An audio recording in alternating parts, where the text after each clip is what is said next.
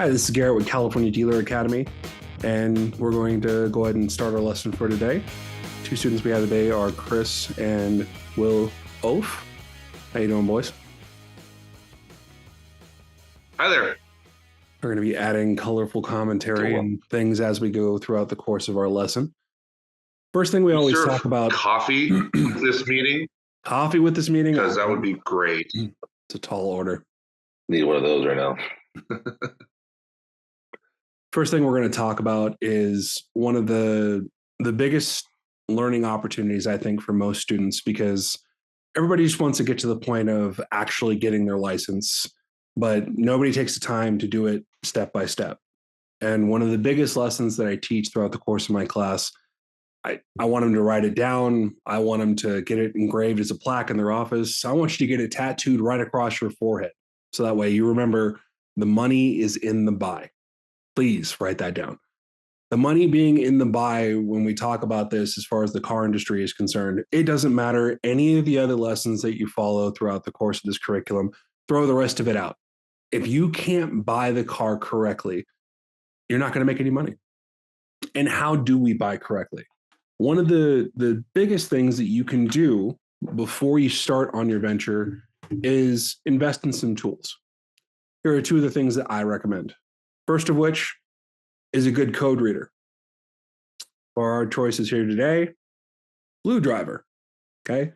Why Blue Driver? Well, Blue Driver is a pocket OBD2 code reader that plugs directly into your terminal port and then relays information over to whatever cell phone that you have, and allows you to do a full diagnostic test on your vehicle, so that way you know exactly what's going on. Now, a couple of different things that we talk about when we talk about what are we looking for when we're scanning a car.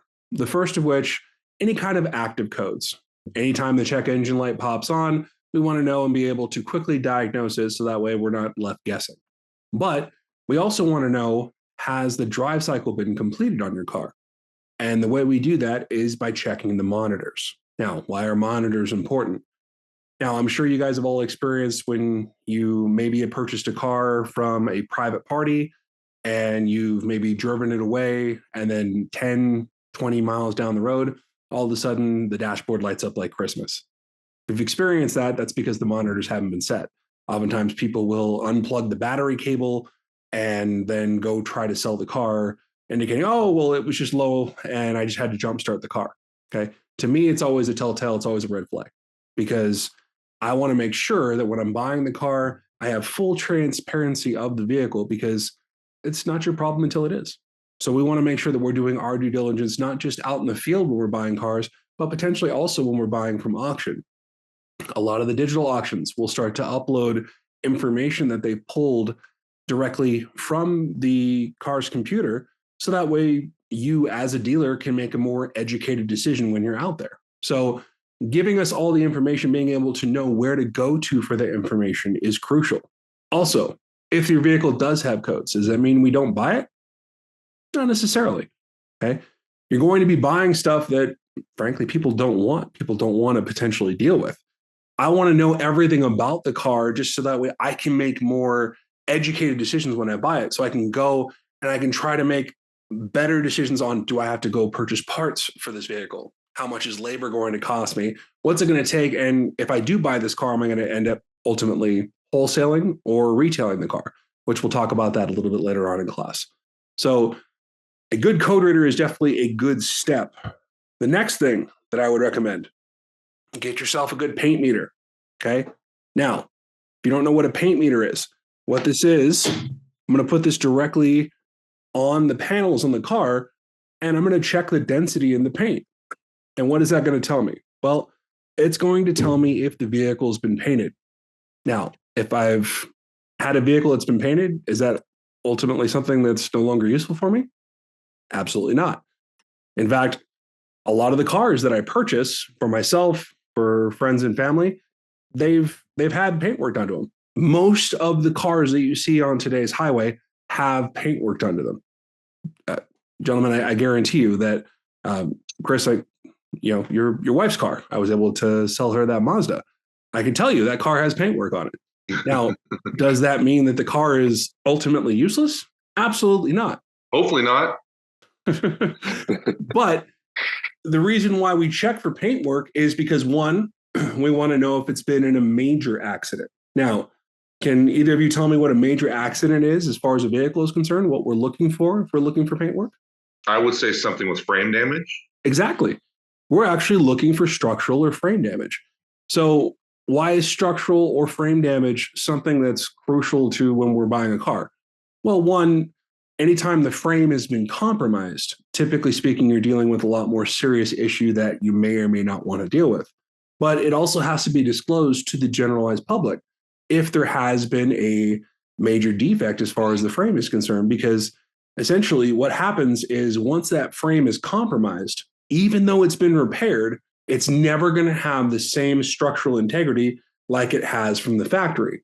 So therefore, let's say you had front impact where there was structural damage. If you were to have another accident with that front impact, that structure is going to compromise even worse and even further than what it would have been if you would have had that frame back in structural integrity from the factory. So that's the reason why structural damage is so important, because again, that intensity of that impact could obviously lead to serious bodily harm or death. So typically two things we really want to be aware of. But if your bumper, your fender's been, trading some paint, that really doesn't bother me that much. In fact, I anticipate it.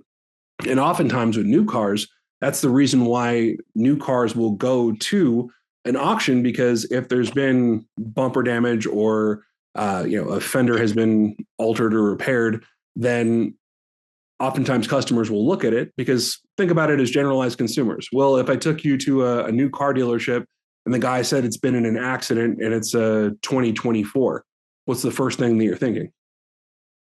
I don't know if I'm buying this thing. Yeah, absolutely. Because if I tell you oh, it's okay, don't worry, a little lady just hit it with a shopping cart, your mind as a consumer goes, no, it didn't. We chopped it in half and welded it back together, and now we're trying to do something fun.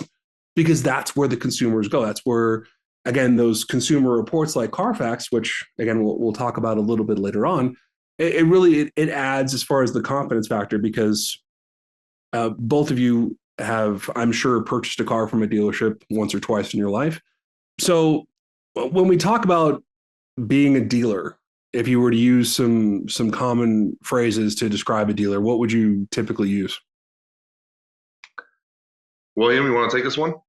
The first thing that comes to mind with me is shady. Shady? Because yeah. Okay. Chris? Slimy. Slimy? Trying to do anything to make a sale. Liar, cheater, manipulator. Could be talking about your ex as well. So when we're talking about dealers in general, we're not typically shining a very positive light on them, because again, if you were to both sit down and a family member was to come home after we were done with this class today and say, hey, you know what, guess what, we're going to go shop for cars, how many of you are really that excited? Oh, I hate shopping for cars. I'm okay. A lot of people hate shopping for cars because you have to be in that environment of, hey, what can I do to put you in a car today kind of mentality, where, especially as business owners, as dealers, we have to take and adopt a much different practice than, typically speaking, what we're used to. So that's why it's important that, again, understanding the fundamentals starting from the beginning, especially with providing our customers with good quality cars, because when most people try to take this class, they have had some experience in the auto industry. Some of you are already flipping cars. And one of the biggest complaints that I get from people is when I ask them, hey, why didn't you fix the car? Well, there wasn't enough money in it. That's exactly what we're about to talk about right now. If you're saying there isn't enough money in the car, you didn't buy it correctly. Because we're going to showcase today, we're going to show you all the things that are going to be ultimately necessary to not guarantee success. Because even when we call it the rule of 10, when you're buying 10 cars, 7 of which you're going to be profitable on, ultimately, I would say 2 you're going to break even on, and 1 you're inevitably going to lose. So you're going to set yourself for there is an eventuality in our business that 1 in 10 cars you're not going to be successful with. So this is how we're going to be able to showcase our abilities to hopefully aid in trying to prevent that.